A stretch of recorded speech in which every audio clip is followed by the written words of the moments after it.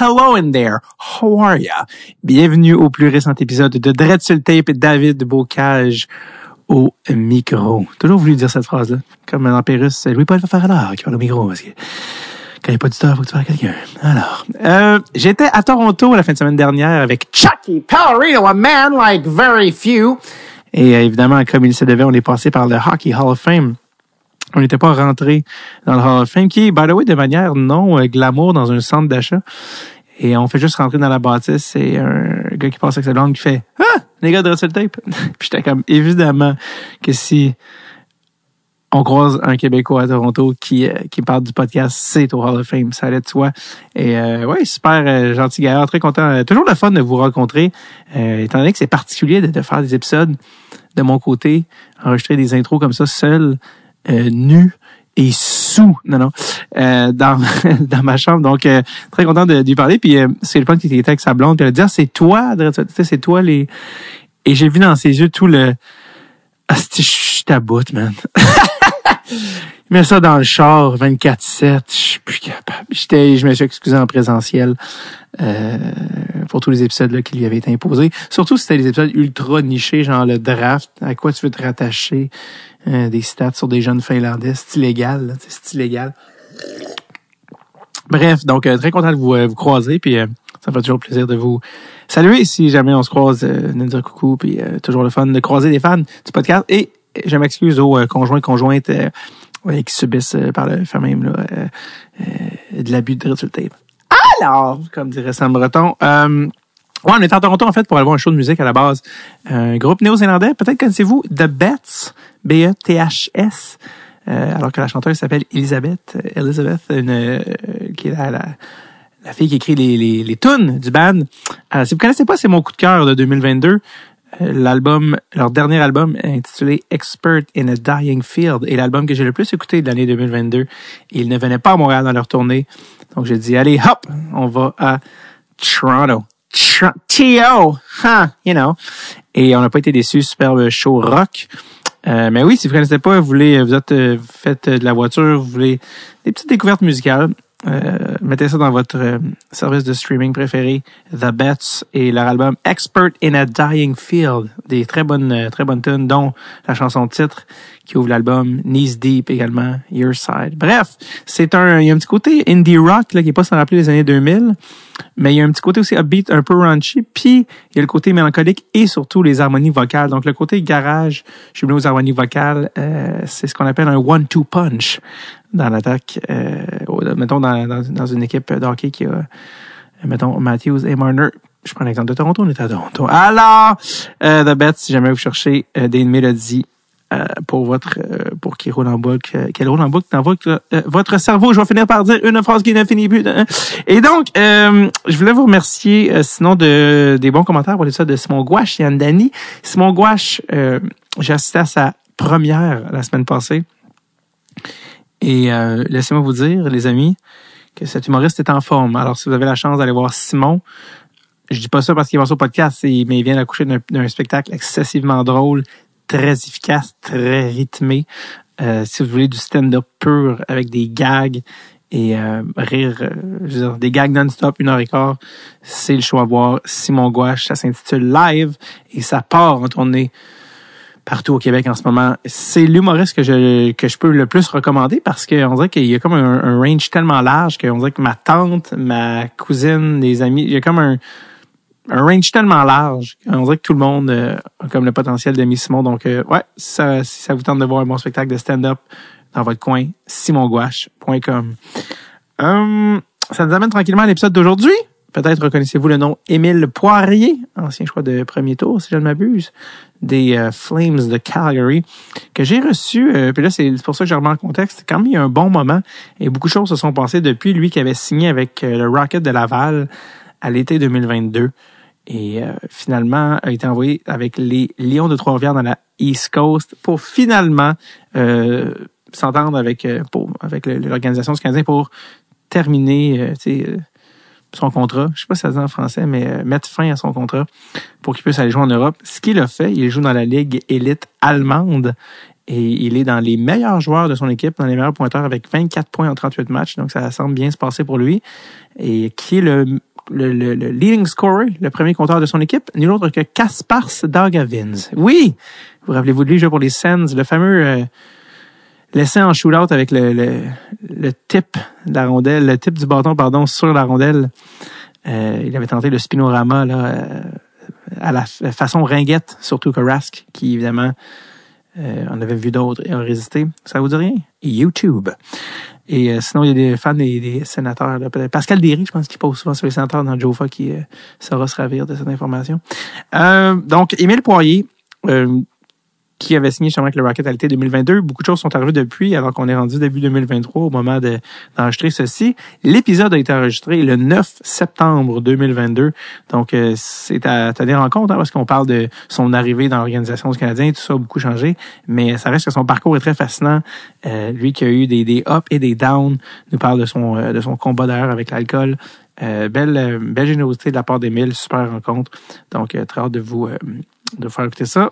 Dernier truc que je vous dis avant de vous envoyer l'épisode, c'est que là, au moment d'enregistrer ceci, je le dis, pour les gens Patreon, c'est mon spectacle à Montréal approche à grands pas 17 mars.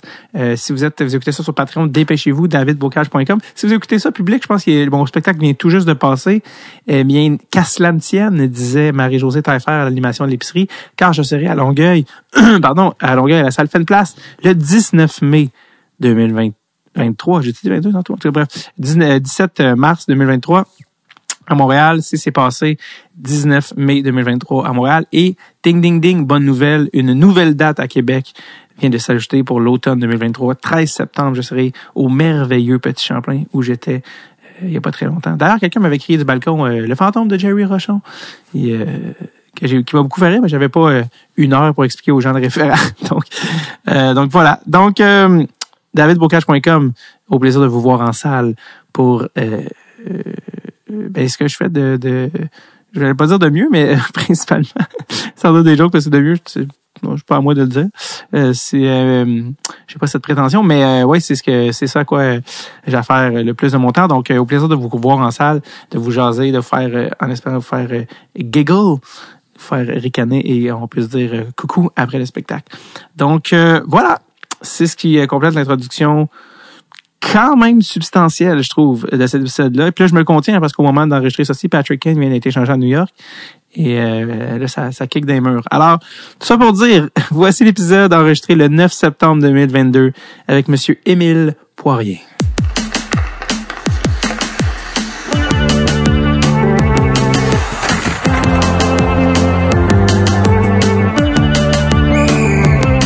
Drette sur le tape.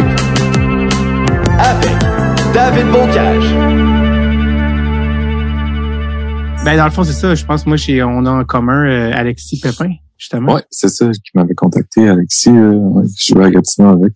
Ah oui, je l'ai croisé. J'ai croisé au party de la Coupe Stanley de Nick Aubé-Kubel, dans le fond. C'est ça qu'il m'a dit. Puis moi, en fait, je le connais parce que je travaillais pour son père. Son père, c'était mon boss quand j'étais surveillant de l'école secondaire où j'allais, où son père était directeur. Puis là, je l'ai revu au party de Nicolas Aubé-Kubel, puis il ressemble de plus en plus à son père. À son père. Je suis comme, Alexis, comment ça va? Ah. Puis c'est pour dire merci d'être sur le podcast. Pas de problème. Les gens, ils savent pas ça, mais on est arrivé en courant, t'es arrivé d'une pratique à Ottawa, le temps que t'es arrivé à Gatineau, il y a eu un accident d'auto, t'as rushé. But we're here. Mais là, je suis là. C'est bon. It's happening. C'est-tu Je bonne humeur? suis chercher mes filles à la garderie, mais finalement, j'ai dit à ma blonde, tu vas y aller chercher. Hey, je suis désolé, mais je suis rendu dans le monde du podcast. OK. Ah, c'est ça. Comment tu vas? Ça va bien? Ouais. Yes, grosse c'est été. Ouais, c'est ça. C'est la première fois qu'on se rencontre. Tu sais. Puis là, tu viens de signer dans le fond avec Rocket de Laval. Oui, exact. Fait que je suis bien excité de ça. Ça faisait 2 ans que j'étais en Europe. Fait que Toi, t'es un gars de où, originalement? de Montréal. OK. Donc, t'es vraiment de l'île de Montréal. Ouais, mes parents restent sur le plateau Mont-Royal, puis ils restent encore là. Puis c'est là que je suis né. T'es un gars du plateau? Ouais, Folum, Mont-Royal. Ouais, t'as tort, tu sais, comme beaucoup de monde de Montréal, mais du plateau, on dirait que... Il y en a pas beaucoup. Non, c'est ça, tu sais, c'est comme tellement piétonnier, puis comme on dirait que il y a un côté un petit peu banlieue au hockey, ça prend un char, ça prend ça, ça prend ça. Toi, c'était quoi ton aréna, ton aréna de quartier où tu jouais ton hockey mineur? L'aréna Mont-Royal, au coin sur Marianne, Marianne, Mont-Royal, puis pas loin de Papineau. Ouais, qui a été rénové. Il a été rénové dernièrement. Ouais. Tu jouais-tu beaucoup à genre? Ah oui, tu jouais-tu beaucoup à Camillien Hood? Camillien Hood aussi. Mm-hmm. On jouait, eux, c'était Centre-Sud, mais moi, j'étais NDA qui était juste en haut de la côte. Fait qu'on, c'était comme on jouait contre eux, c'était les Blackhawks, je pense, des Centre-Sud. Puis toi, c'était quoi ton nom, tu disais, de quartier, d'équipe? NDA, JSH aussi. JSH, c'est ça. JSH. Okay. Ouais. C'est comme les jeunes sportifs de Schlaga, mais nous, vu qu'on était là, fait que je jouais pour eux, JSH. Ouais, moi, je jouais pour Rosemont, c'est des JR. Ouais, c'est des JR. Fait que, ben, à toi, t'as quel âge? T'es plus jeune que moi. Fait qu'on sait pas. 27. Tu m'aurais torché, on a juste assez d'années de différence. Ben, JSH, on n'était jamais trop bon, mais, non. C'est pas l'aréna, dans Hochelaga, l'aréna Francis Bouillon? Ouais, mais dans le temps, ça s'appelait l'aréna, comment? Préfontaine, je pense. Mais là, ça a changé. Francis Bouillon, lui, il jouait pour GSH aussi. Ouais, voilà. Tout ça pour dire, tu reviens à la maison, tu rentres au Bertrand et t'arrives d'une couple d'années en Europe. T'as joué pour une légende, un Hall of Famer. T'as joué pour Sergei Zubov. Ouais. Juste avant qu'on se réveille un matin et qu'il nous ait texté pour dire qu'il s'en allait. C'est lui qui est parti? C'est lui qui était arrivé? Ouais. Un matin, c'est ça. Mais pour vrai, je l'ai vraiment aimé, Sergei Zubov. Ouais, parle-moi un peu de lui. Tu disais que c'est là que tu as retrouvé ta confiance. Parle-moi de qu'est-ce qu'il a fait, qu'est-ce qui t'a aidé, pourquoi il était aussi, tu l'as autant aimé, dans le fond? Il me laissait un peu faire jouer. Lui, tu sais, il y avait beaucoup d'offensive dans son jeu quand il jouait même en défense. Fait que il était vraiment ouvert d'esprit du côté-là. Il me laissait un peu faire ce qu'on voulait à l'attaque, tant aussi longtemps qu'on jouait un peu de sa manière en défensive. Donc, puis c'était un gars qui trustait beaucoup son instinct, lui, sur la glace. Il faisait confiance à ça. Fait qu'on dirait c'est des points en commun qui m'ont mis en confiance. Puis on avait une bonne équipe justement jusqu'à temps qu'il parte. Puis je l'ai vraiment aimé. Donc t'es-tu resté en contact avec lui, une couple de textos? Un petit peu après, mais pas plus que ça. Il restait juste en bas de chez nous, dans le fond, arrivé où est-ce qu'on restait. Lui et sa blonde restait en bas, fait que je le croisais tout le temps. Il allait à la pêche tout le temps. Puis non, il était bien fin. Puis t'as dit il était pas juste un Russe, il était comme un Nord-Américain. Ouais, parce qu'après on a eu juste un Russe. C'est là que c'est la différence. Ouais, c'est ça. Tout le monde me dit il est pas si pire, mais moi on a été 2 mois avant du camp d'entraînement, fait que c'était un peu différent là-bas. Les camps en Russie, c'est un peu comme dans le temps. Hein. Ici, les gars se remettent en shape dans le camp d'entraînement un peu. Ouais. Fait que c'est un peu différent. Puis c'est un camp de 2 mois, ce qui est long. Ici, c'est quoi? C'est 2 semaines, 3 semaines avant la saison. Mm-hmm. Puis c'était des 2 fois, 3 fois par jour des trainings. Fait que c'était quand même intense comme camp. Puis tout le monde disait c'est rien, vous avez pas vécu, c'est quoi un vrai coach? J'étais comme crème, me semble c'est pas rien. Puis là, Sergei il est parti. Puis on a eu un vieux de la vieille, 73 ans, qui est venu. Mais là. ça fait 50 ans qu'il coach en Russie pis tout ça. Fait que lui, là, j'ai vu c'était quoi un vrai Russe. Qu'est-ce qui t'a fait faire que tu étais comme qu'est-ce qui se passe en ce moment? Mais après chaque pratique, dans le fond, on faisait 30 tours de glace, ce que j'ai jamais vu. Quoi? 30 tours. 30? 15 d'un bord, 15 de l'autre. J'ai jamais vu plus que 3 tours. Là, il me disait 30 tours. Puis les gars, étaient-tu comme, ben oui, c'est normal? Non, ben bon, parce qu'à Rigaud, on avait beaucoup d'importés, puis parce que c'était le droit t'as pas de limite, fait qu'on était beaucoup, fait que tout le monde était comme crème, tu peux pas faire ça. Puis on se mettait, mettons, on tirait des pneus après pratique, on se mettait, puis là on fallait aller jusqu'au bout de la glace, revenir. Là c'était un gars sur le pneu, 2 gars sur le pneu, 3 gars sur le pneu. C'était les gars, j'ai jamais vu autant de gars blessés, autant de gars. Fait que là, j'ai vu c'était quoi un vrai Russe. La pire stratégie, c'est comme il est tellement intense, il blesse ses joueurs. Vraiment old school, aucune science derrière rien ce qu'il fait, tu vas dans le tapis puis. Il parlait pas anglais, j'imagine. J'ai jamais entendu dire un mot en anglais. Tu t'ennuyais de Sergei, là. Ouais, vraiment. Je sais pas si t'as entendu parler un peu de la légende de Sergei Zubov aussi comme joueur, là. On a entendu beaucoup parler de ces histoires, tout ça. C'est quoi que t'as entendu parler de... Est-ce que c'est les après-games? T'as entendu parler de ça? Ouais, qui fumait la cigarette. Mais parce que il est allé au championnat du monde junior. Après, il est allé comme coach championnat du monde junior des Russes. OK. Cette année, l'année passée, là, dans le fond. OK. Tu sais, le tournoi qui a été cancellé. Ouais. Puis là, tu sais, les Russes sont fait sortir de l'avion, là, parce que... Oui, le party. Ouais. Puis là, il disait que le coach, je sais pas si t'avais vu, que c'était le coach qui fumait dans l'avion, tout ça. Puis, Devine c'était qui. puis là, j'ai vu après ça, Sergueï, en entrevue, il dit, mais non, moi, ça fait 3 ans, j'ai arrêté de fumer, mais Sergueï, il fumait dans la chambre d'Anguille tout le temps. Cette année.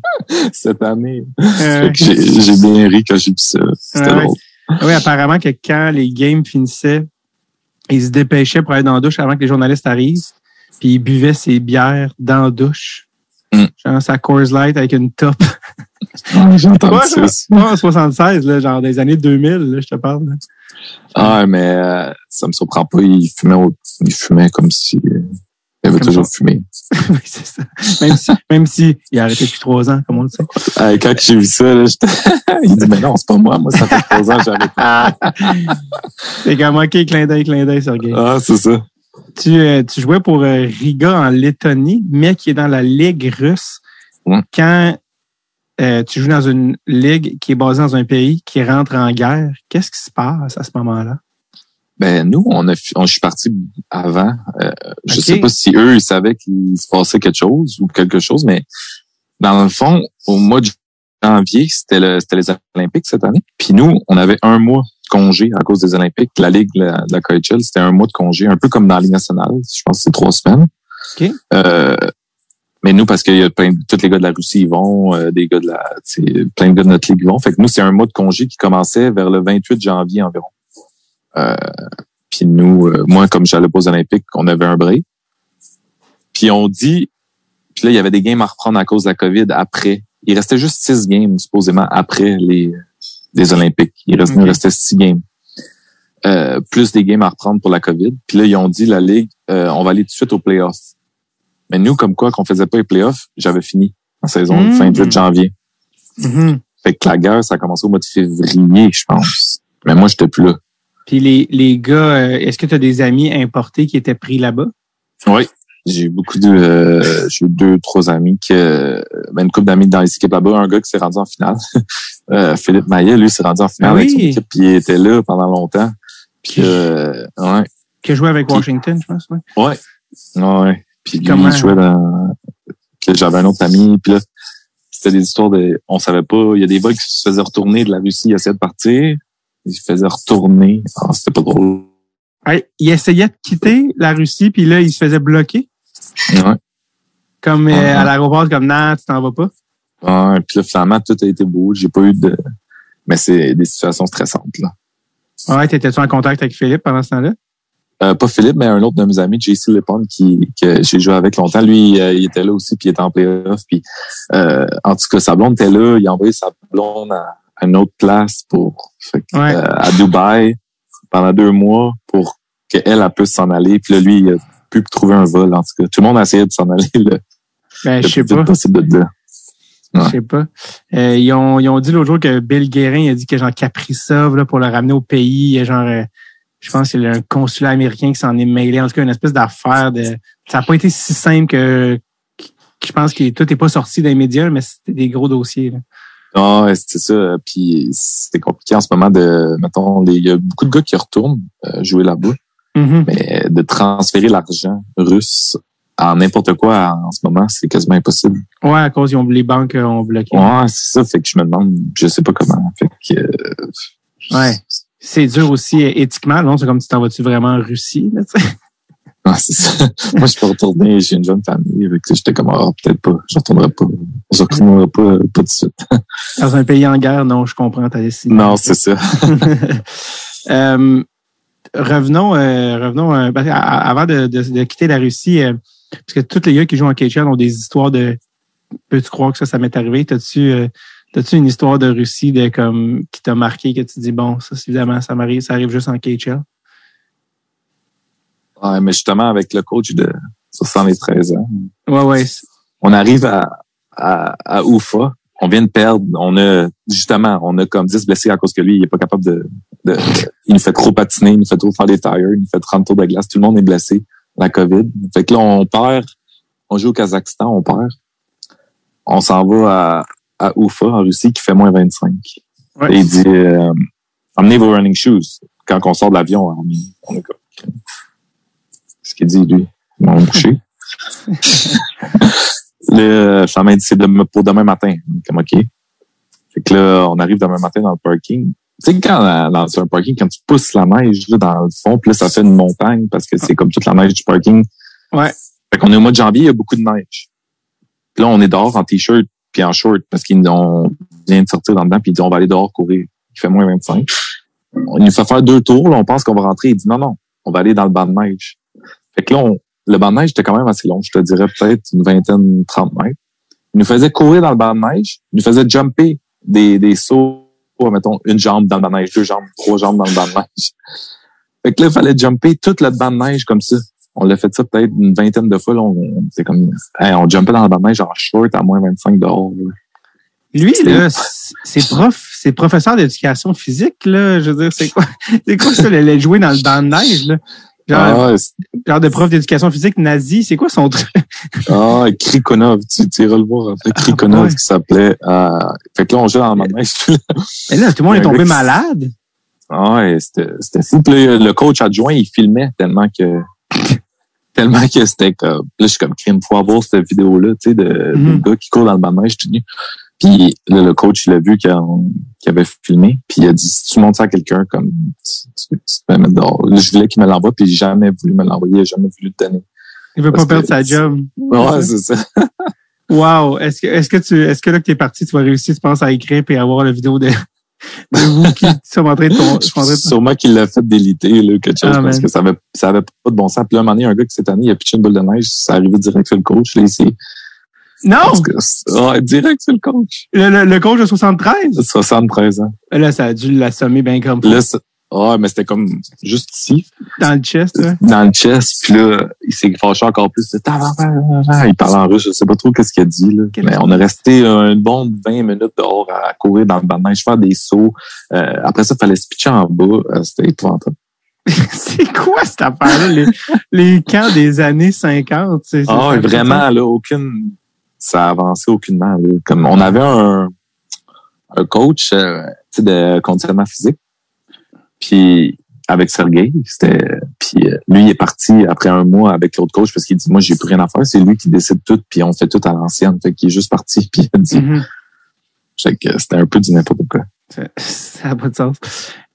On parlait de t'es à Gatineau, t'as joué pour Benoît Groux à Gatineau. Ouais. 3 ans à Gatineau. Ouais, ça c'était comment tu sais Ben il est rendu dans le pro mais je pense qu'il est exigeant avec ses joueurs stars, tu sais, comment ça se passait avec toi, tu sais, à ce moment-là, quand tu l'as eu à Gatineau? Ouais, c'est sûr qu'il est exigeant, vraiment exigeant même, mais je l'ai vraiment aimé, moi. Ouais, ça s'est bien passé. Il est exigeant, tu sais, c'est la différence entre un exigeant, puis là, il dit des affaires, puis tu penses pas que c'est vrai, tu sais, mais lui, il avait souvent raison, fait qu'il connaissait son hockey. Fait que c'est ça, tu sais. Comme quoi, par exemple? Qu'est-ce qui te vient en tête? Juste des petits détails, rendu c'est des petits détails de positionnement, de comment tu vas comment tu abordes la situation, tu sais, un peu plus. Puis souvent, il avait raison. Fait que c'est pas, tu sais. Mais si t'en as un qui est exigeant, puis des fois tu dis crime, mais semble c'est pas ça, tu sais, ça marche pas, qu'est-ce qu'il dit ou je sais pas. Fait que c'est un peu plus tu sais, tu le crois moins, il y a moins de crédibilité, mais là Ben, souvent c'était vrai. Fait que oui, il est exigeant, mais il connaît la game de hockey.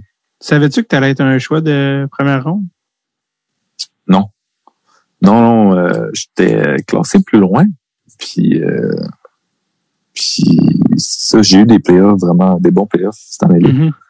C'est l'année que Halifax ils ont gagné la Coupe Memorial. Puis on a joué contre Halifax. McKinnon et compagnie. Ouais, McKinnon, Drouin, tout ça. Puis les scouts, ils venaient tous voir eux autres, dans le fond. Puis moi, j'avais eu des games extraordinaires contre eux. Fait que on n'avait pas gagné une game, mais on était proches. Fait que je savais qu'en allant au draft, peut-être ça allait aider, mais du choix de première ronde, non. Puis ça a été une belle surprise. C'était à quel endroit? C'était à New Jersey. Fait que t'étais dans les stands avec tes parents. T'as entendu Ouais, It's proud to select from Gatineau.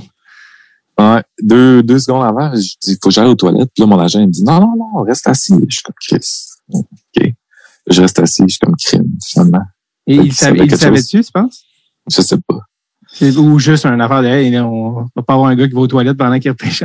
C'est ça, je pense, aussi. Ouais. Tu as jamais demandé, hey, t'étais au courant? Ah, c'est ça. Calgary, hein. J'ai dit une chance, j'ai pas été. Mais je savais Calgary, mais il y avait un choix à 28, eux autres. Oh! Puis je me suis dit que si je pars en première ronde, c'est 28. Mais il y avait un choix aussi 22. Puis finalement, j'étais allé 22. Ils ont pas pris de chance. Ouais. Quand tu as joué, tu as monté dans la Ligue américaine, tu as joué avec plein de gars. Tu as joué avec Paul Byron. Ouais. Parle-moi un petit peu de Breakaway Paul. Ouais. J'ai pas joué en Ligue américaine avec, j'ai joué à Calgary un peu avec, qui était là. OK. OK, parce que puis non, il était pas là dans la Ligue américaine. Mais c'est sûr que, tu sais, en plein de Gatineau, lui a joué à Gatineau, fait qu'on s'est parlé un peu, tout ça. Mais j'ai jamais joué avec dans la Ligue américaine. Je pense l'année que je suis monté à Bedford, il était blessé, lui, dans les playoffs, puis il jouait pas. Ah, OK. À 19 ans, tu as fait 42 points en 55 games dans la Ligue américaine. C'est comme super bon. Tu as même un call-up avec les Flames, et c'est l'époque Bob Hartley. Ouais. Et qui dit Bob Hartley dit je dis anecdote. Bob Hartley, Émile, raconte-moi tout de cet homme incroyable. Je l'adore, Bob. Même, il est en Russie cette année. Fait que, oui, je l'ai vu une couple de fois. C'est tout le temps bon de jaser à Bob. En québécois. Même s'il est franco-ontarien, il a comme un accent plus que... plus québécois. Oui, c'est ça. J'ai rien de dire de fou sur Bob. Écoute, il a tout le temps été là pour moi. Puis, dans le fond, il y a juste cette année-là que je l'ai eu. Les autres années, il est parti, malheureusement. J'aurais aimé ça l'avoir plus longtemps. C'est lui qui était là quand ils m'ont repêché, tout ça. Donc, j'ai tout le temps eu une bonne relation avec Bob. On s'est tout le temps dit... Il buvait son Coke zéro? Oui! J'adore ça, c'est un monsieur. Ouais. Est-ce que tu te souviens, c'est qui le joueur qui était ça c'est la question trivia du podcast, qui était le top scoreur des Flames quand t'es monté, l'année où t'es monté à Calgary, dans le fond? Qui a fini le meilleur compteur à la fin de l'année? Meilleur pointeur. La première année de Johnny Gaudreau, mais là, je sais pas si c'est lui. C'était un Tchèque, comment il s'appelait? C'était sa bonne voix, moi. C'était l'année de sa carrière, là. C'est son career. C'est ça. Mais parce qu'il joue avec Johnny, justement. Oui. C'est quoi son nom? Il est allé chercher il a gagné le Lady Byng à cause de ça cette année-là, puis il avait pas nu-pied, là. Il est allé en bas, ouais. Est-ce que tu te souviens de Jiri Udler? Jiri Udler. Exactement. Ouais. Qui était 76 points en 78 games. L'année de sa vie, comme tu dis. Ah ouais, complètement. Là, il avait été, je pense, échangé au deadline en Floride.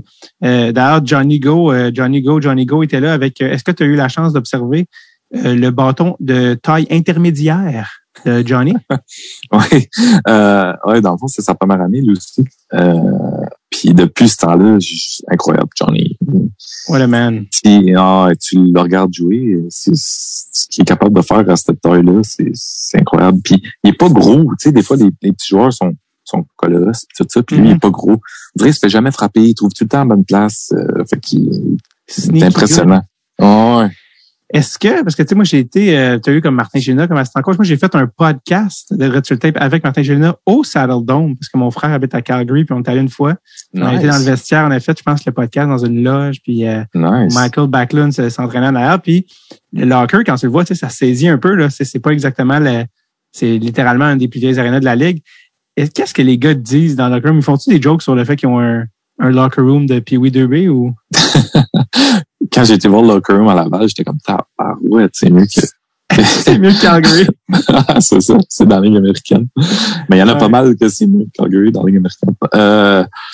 Oui, puis non, je pense que les gars, c'est vieux, oui, mais il y a tout ce qu'il faut pareil. Il y a un gym, c'est pas à nouvelle... Ouais. Mais moi, j'étais habitué à Bob Gartin. on n'avait pas à Robert Gartin à Gatineau, là. C'était un peu comme le Saddle Dome de la Q. Ouais, c'est ça. Fait que moi, j'ai tout le temps été habitué un peu à ça. Tu t'as fréquenté évidemment Sean Monahan qui là vient qui s'amène à Montréal, dis-je. Parle-moi un petit peu de Sean Monahan, comme on le connaît vraiment pas beaucoup, comme c'est un high draft pick, il y a eu des grosses blessures, grosses opérations. Parle-moi de Sean un petit peu. Ouais, justement, c'est la même année de draft que moi, lui. Ah oui, de 6, peut-être, 6e. Lui, 6e overall. Ouais, c'est ça. Calgary avait 3 choix de première ronde. Ben, il y a 3 ans, je pense qu'il y a juste 3 ans, il a fait 79 points ou quelque chose comme ça. C'est fort. C'est tout un joueur, Sean. Je sais qu'il a joué blessé beaucoup aussi dans les dernières années. Il jouait, il essayait de jouer, puis ça marchait pas, mais fait que c'est pour ça que il n'y a pas les statistiques qu'il avait, mais les 5-6 premières années de sa carrière, je pense que c'est 20 buts, 30 buts à chaque année. Mm-hmm. Fait que c'est tout un joueur de hockey. Il est encore capable? Est-ce que là, il est remis à 9? Est-ce qu'il est comme... J'ai aucune idée, je l'ai pas vu, mais s'il est remis à Star, ils sont pas mal capables de te remettre à 9. Je sais pas à quel point qui était mal en point, là. Des nouvelles, mais c'était les hanches, c'était des grosses opérations quand même, là, tu sais. Ouais, c'est vrai, les hanches, c'est des grosses opérations. Mais ça prend 6 mois de te remettre de ça. Puis lui, il a eu les deux, je pense. Ah oui, c'est ça, je pense, une après l'autre, plus à un poignet après ça. Mm-hmm. J'ai hâte de le voir aller cette année, mais quand il est en santé, c'est comme un solide joueur de hockey quand même. Vraiment, ouais. T'es retourné en Slovaquie, t'as été en Slovaquie aussi où t'as joué avec un certain Martin Revaille. Comment il va, Martin? J'ai joué avec moi à Gatineau. C'est ça, c'est pour ça. Ouais. Puis là, quand j'ai vu, je m'en allais là. Je suis comme, puis là, je vois Martin Revaille. Ouais. Lui, il va correct. Écoute, il y avait-tu des ennuis de santé? Ouais, problème de cœur, lui. C'est ça. Mm-hmm. Il a eu des problèmes de cœur, puis depuis ce temps-là, il essaye, mais c'est ça. Il essaye à moitié un peu, là, tu sais, aussi. Je pense qu'il sait que parce que c'était tout un joueur de hockey. Lui, je me rappelle l'année junior, puis là, il est retourné en Europe à son année 19 ans. Il avait clenché la Ligue de Suisse, clenché la Ligue de Tchèque. Ouais. Il aurait été un bon joueur, mais il a eu des problèmes de santé. Mais... C'est ça que je croyais comprendre. Il a manqué un an complet. Ouais. Puis je pense, depuis ce temps-là, il s'en est jamais remis. Ouais. Parce que les gens s'excitaient justement quand il a été repêché par le Canadien, puis il y avait ses années justement en Europe, tout ça. Mais les choses se sont faites autrement. T'as joué un petit peu aussi, t'as joué en Russie, mais t'as joué un petit peu aussi à Djurgårdens Gardens en SHL. J'ai d'ailleurs un collant sur mon ordinateur en ce moment là, de Djurgårdens Gardens que j'avais ramassé en Suède. T'as joué avec des gars que notre expert au repêchage, Charles Pellerin, qui est un humoriste, a en très haute estime. Et j'ai nommé William Eklund, ça c'est le repêchage de l'année passée, qui a d'ailleurs joué ses 7 ou 9 matchs là, à San Jose, d'ailleurs, où il a pas mal fait. Et également, un gars que Charles avait 5e sur sa liste cette année, mais qui est tombé 15 à Lekkerimäki. Lekkerimäki à Vancouver. Ouais. Parle-moi un petit peu de ces gars-là. Commençons par William Eklund, mais tu l'as vu un peu plus de proche. Qu'est-ce que tu vois dans ce gars-là pour en chemin vers la Ligue nationale, là, comme joueur de la Ligue nationale, en fait? Ah, je le vois même dès cette année, sûrement. Ah ouais, hein? Je pense. Il est bon. Il est vite et rapide. Les Suédois, là, c'est fou à quel point ils sont rapides sur patin. Non, il va être un bon joueur. Surtout Djurgården, on s'est fait rétrograder. 2e division, c'était l'année passée. Ah ouais, mon Dieu. Fait que je sais pas s'ils vont le renvoyer là. T'sais, en 2e division, c'est tout le temps.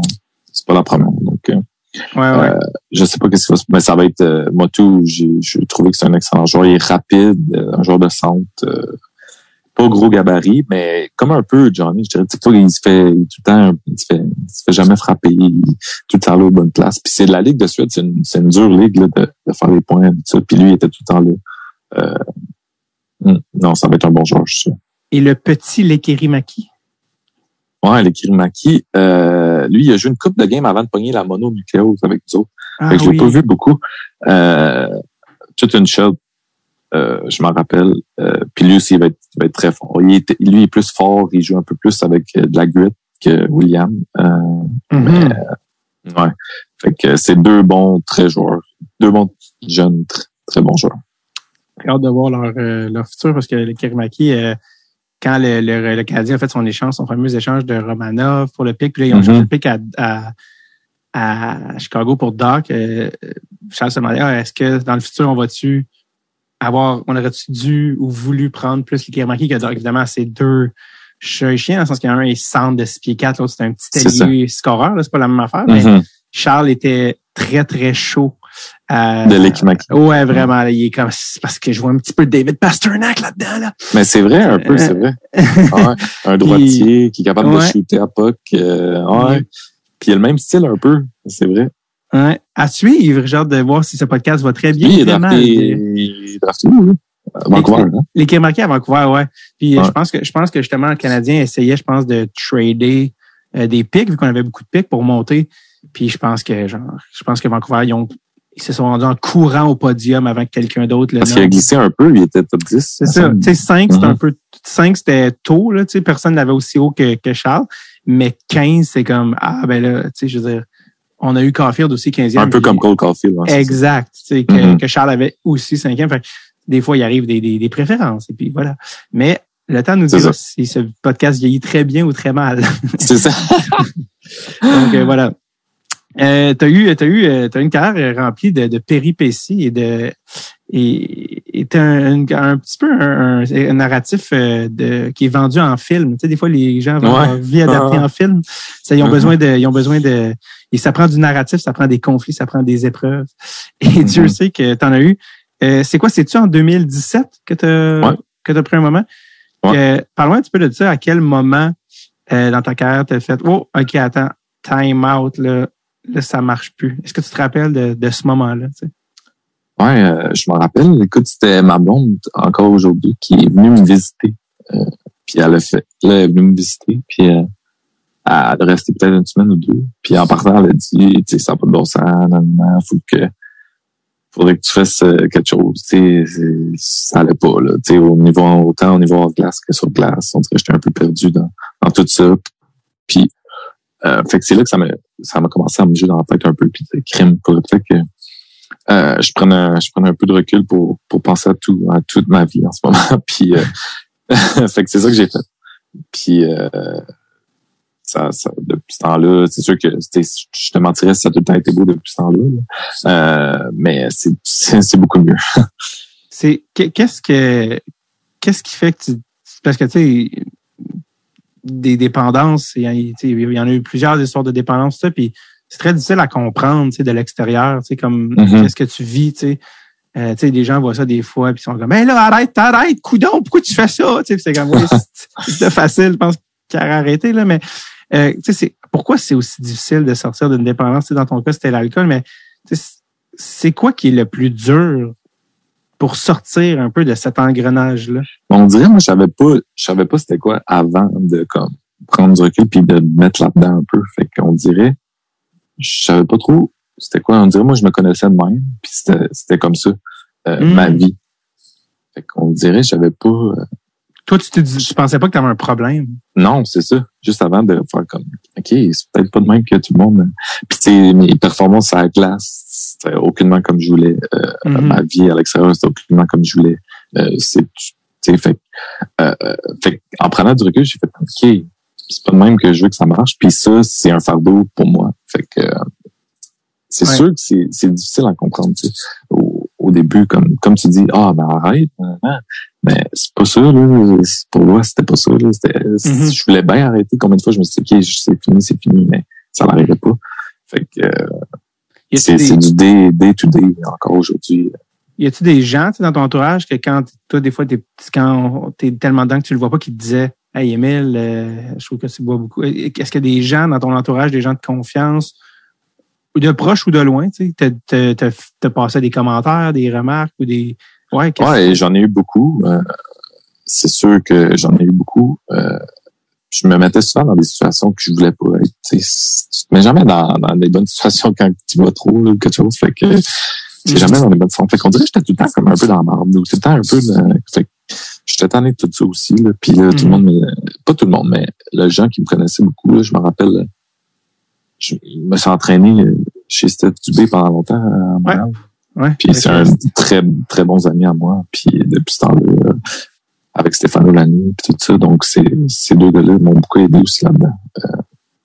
Je me rappelle. Puis, comme j'ai dit, ma blonde aussi, au début, c'est elle qui me connaissait le plus. Fait qu'elle savait, elle voyait très bien.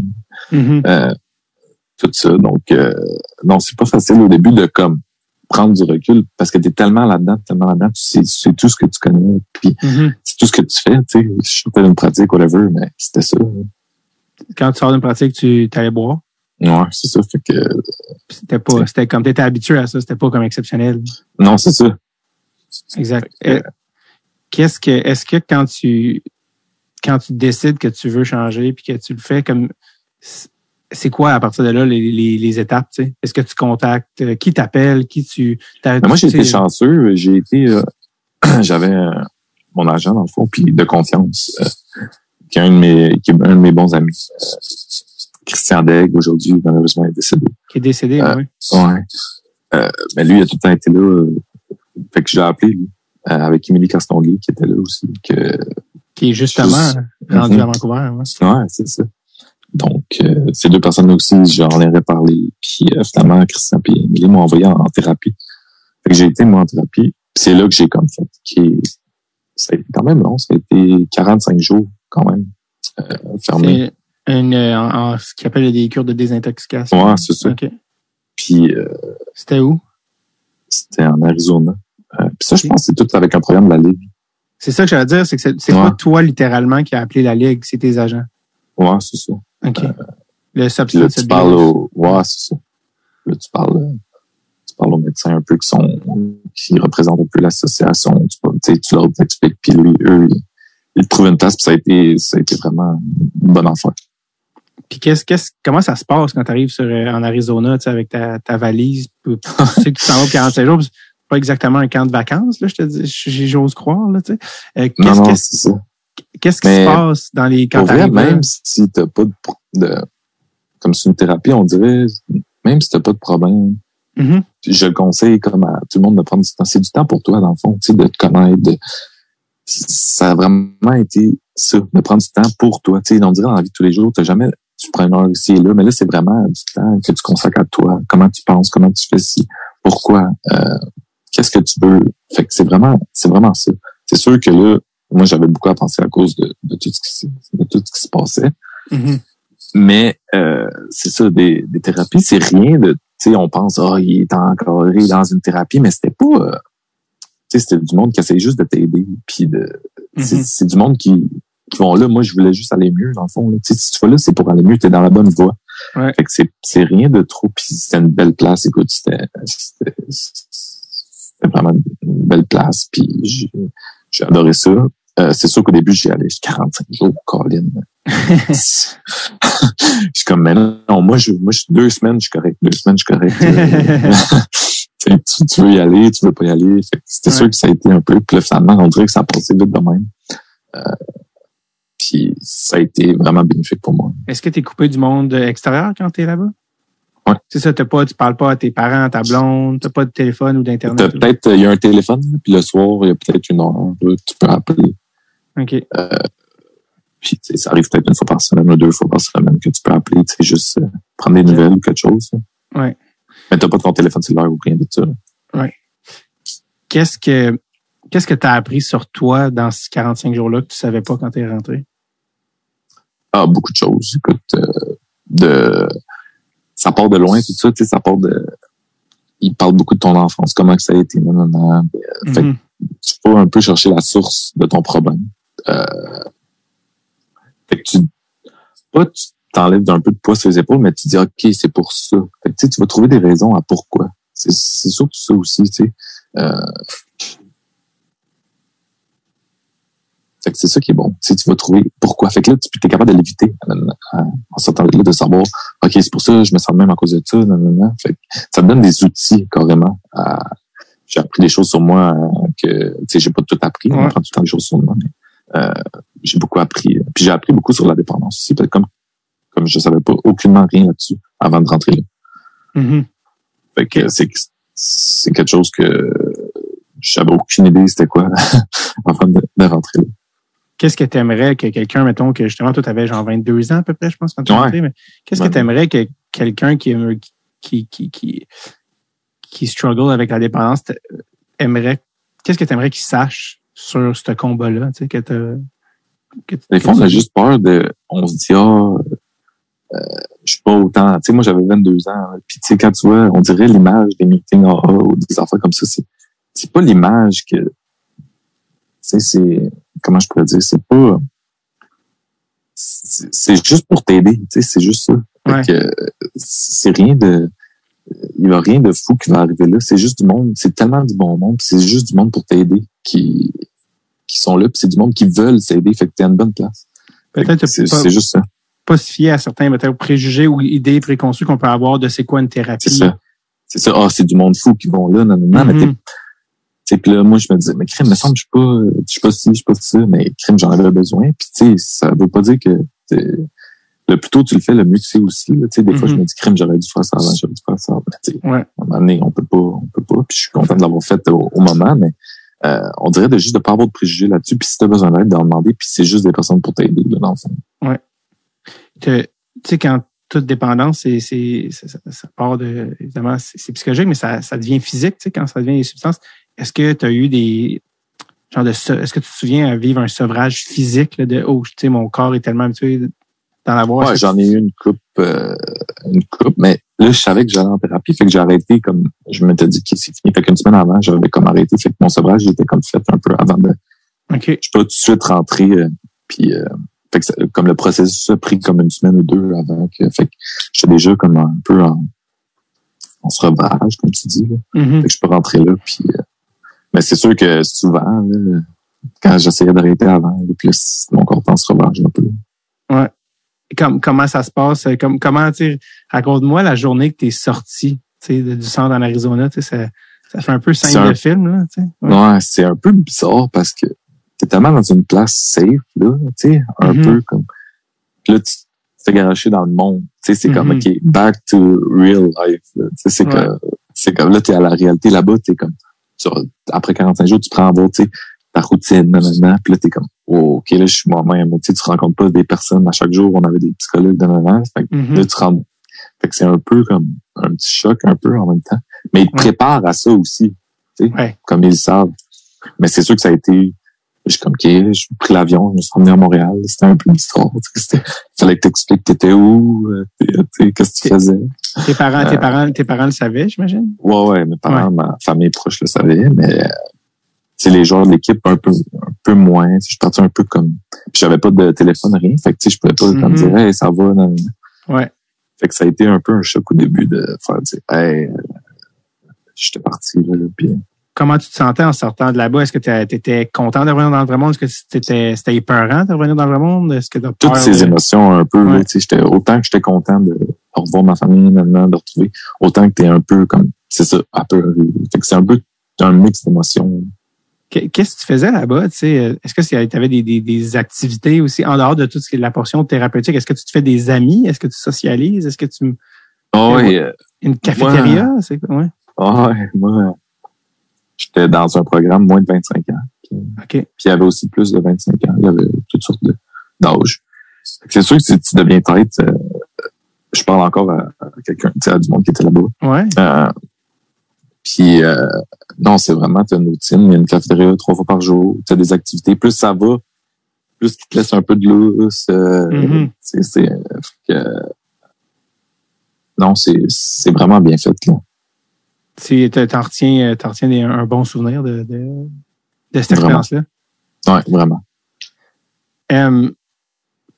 Est-ce que ta blonde, elle a quand même vécu tout ça avec toi? C'est quand même, c'est quand même tout un pan. Des fois, tu repensais à ça de comme, hey, quand même, hein? Je me trouve chanceux des fois qu'elle sera encore là. Aujourd'hui, on a 2 enfants, tout ça. Si j'aurais pas fait ça, je n'aurais pas. Ouais. Des fois, tu pensais à ça, où est-ce que tu serais en ce moment si t'étais pas allé en ouais. Puis j'aime mieux pas y penser après. Ouais. C'est pas un avenue très intéressant. Non, c'est ça. Je sais que tu avais reach out à 2 anciens joueurs des Flames aussi dans ta démarche. Je sais que tu en as parlé publiquement, mais parle-moi un peu, puisque c'est des gars qui en ont parlé aussi publiquement. Parle-moi un peu de ces gars-là, puis comment t'es appelé, comment ça s'est passé, de quoi vous avez parlé? Michael Furlan, moi, je jouais avec. Puis Ouais. je sais qu'il avait passé à travers ça, lui, une couple d'années avant. Puis c'était un de mes bons amis, même avant. C'était un de mes bons amis. Fait qu'après ça, ça a juste resté un de mes bons amis. On se parle encore aujourd'hui. Il joue plus, malheureusement. Ouais, une commotion. Commotion, c'est triste parce que c'était tout un joueur de hockey. Puis non, il va bien. Puis aussi Brian McGrattan, que les Flames avaient engagé lui, pour faire un peu ce rôle-là. Lui, ça doit faire 10-15 ans qu'il sortit un peu de tout ça. Puis fait qu'il aide un peu les jeunes. Fait que moi puis lui, on savait mis proche. Puis je pense qu'il travaille encore pour les Flames aujourd'hui. J'ai un peu moins de contact avec lui. Ouais, Brian. Qui est un tough. Un tough. Un très tough. Un très tough. Lui, est-ce que vous avez des discussions plus en surface ou c'était plus des discussions personnelles de leur expérience? Est-ce qu'il y a des conseils qui t'ont donné? Beaucoup, c'est devenu un de mes bons amis. Tu sais, on allait souper, on allait dîner ensemble. Ils nous invitaient à souper avec ma blonde chez eux. Fait que c'était devenu un de mes bons amis. Fait que c'était pas juste en surface. Fait que c'est ça que j'ai aimé. De builder comme une relation avec lui. Ouais. C'est cool. Puis, depuis que t'es officiellement sobre, ça se passe bien? Ça fait quoi? Ça fait quelques années? C'est quelques années. C'est sûr que c'est pas tout le temps, c'est cool, mais la vie est beaucoup plus saine, je te dirais. Ouais. Comme je te dis, j'ai 2 enfants, tout ça, donc c'est beaucoup plus sain. Donc, je suis très content de ce côté-là. Est-ce que tu es fier? C'est quand même quelque chose de... Ouais, des fois, on dirait, au début, tu veux pas trop en parler, t'es un peu, mais après ça, tout le monde dit tout. Chaque fois, le monde t'en parle, t'es comme, crime, sois fier, normalement, Fait que j'essaie d'un peu de plus l'être, parce qu'au début, tu sais, beaucoup de honte là-dedans, tu sais, beaucoup de qu'est-ce que j'ai fait, normalement.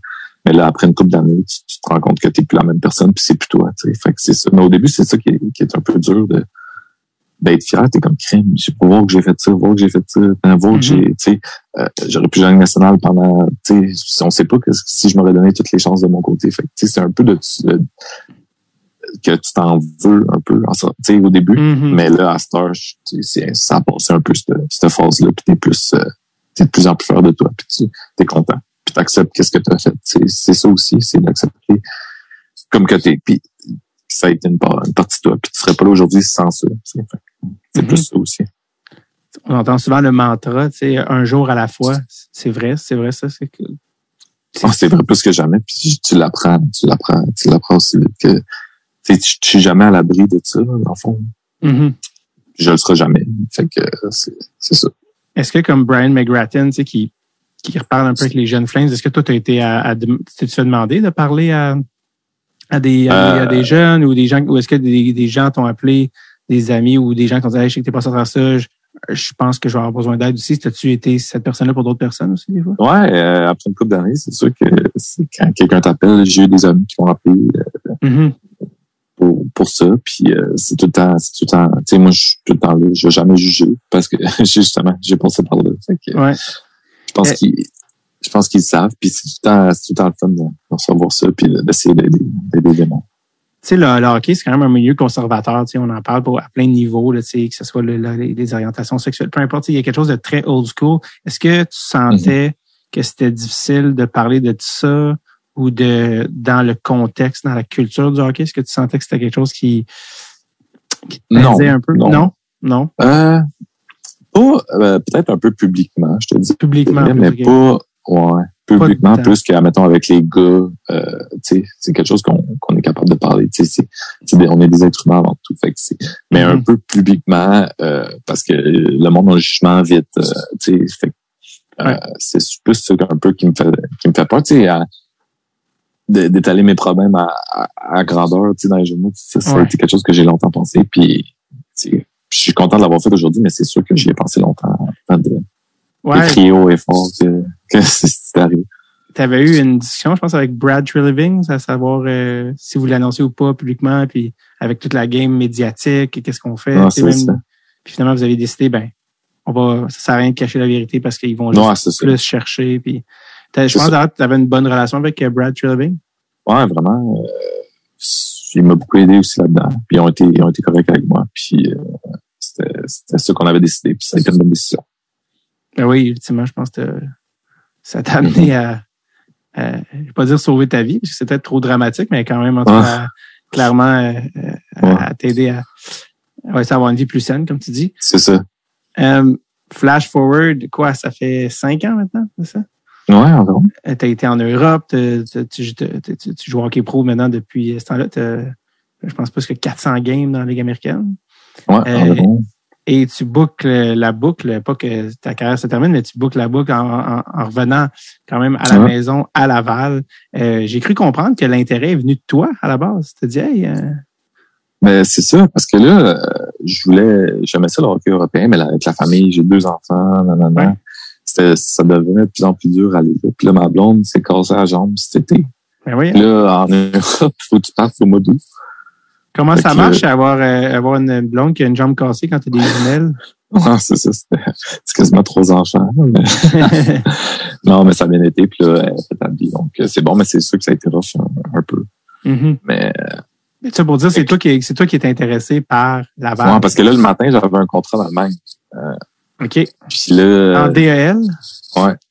Fait que le matin même, j'accepte verbalement. Je suis comme, OK, ça faisait une couple de semaines qu'on parlait au niveau monétaire. Finalement, OK, c'est bon. Je suis comme, tu viens de faire un appel, voir, tu sais, si, je sais pas, si je pourrais avoir de quoi. À Laval? Ouais. Fait que là, j'appelle, il dit, OK, c'est la seule affaire que je peux t'offrir. Je suis comme, OK, c'est bon. Mais c'était-tu plus ou moins payant que l'Allemagne? Moins. Beaucoup moins, non? Beaucoup moins, ouais. Mais tu voulais quand même plus. Mais, ouais, c'est ça. Tu sais, d'avoir une autre chance de jouer dans la Ligue américaine. Ici, je sais que ma blonde là-bas peut pas travailler ici, elle travaille. Fait que ça fait que c'est ça, ça l'équivaut un petit peu. Puis, c'est-tu un contrat, j'essaie de chercher, mais je ne trouvais pas, c'est-tu un contrat one-way Ligue américaine ou two-way Ligue nationale Ligue américaine? Non, two-way avec East Coast? Trois-Rivières. OK, fait que c'est Ligue américaine East Coast. Ouais, c'est ça. OK. Puis eux, ils t'ont... Puis c'est ça qu'ils m'ont donné, puis ils m'ont dit, tu sais, c'est ça qu'on peut te donner, parce que c'est les statuts de vétéran dans l'américaine, hein? T'as le droit à 5 vétérans, puis moi, je suis un vétéran, puis je pense qu'on est 6 ou 7 là, en ce moment à Laval. Puis toi, si tu commences à Trois-Rivières, c'est quelque chose que tu sais qui est possible? Ouais, c'est ça, je sais que c'est possible. C'est pas mon but, mais je sais que en signant ça, je savais qu'il y avait la flexibilité de m'envoyer quand il voulait à Trois-Rivières, mais dans le fond, mon but, c'est quand j'ai une chance à Laval, de performer puis de voir qui peuvent me garder là. Tu sais, j'ai joué assez longtemps pour savoir. Fait que c'était un peu, si tu viens, tu bet on yourself pour comme, tu sais, c'est ce qu'on a donné. Fait que j'ai décidé ça puis je suis content de ma décision. C'est super.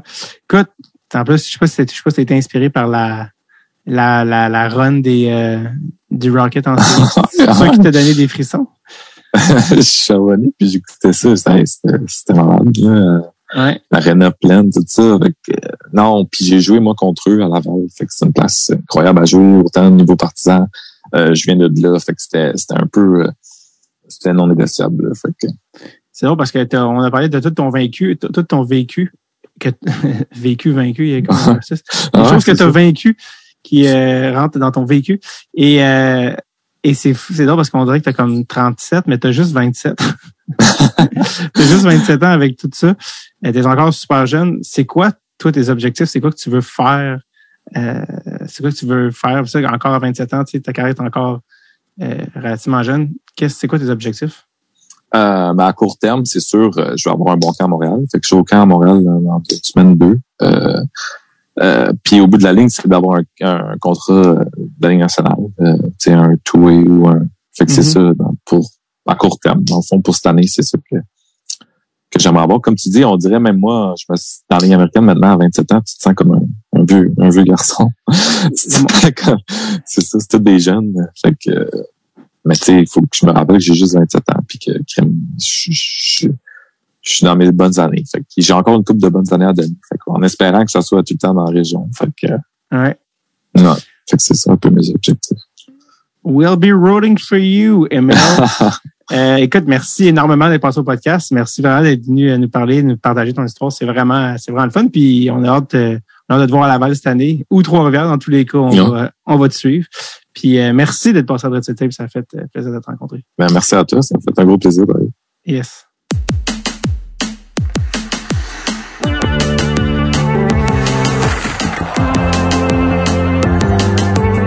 Merci énormément à Émile Poirier. On lui souhaite la meilleure des chances pour la suite en espérant le revoir soit dans la Ligue américaine, sinon qu'il continue son superbe parcours en Europe.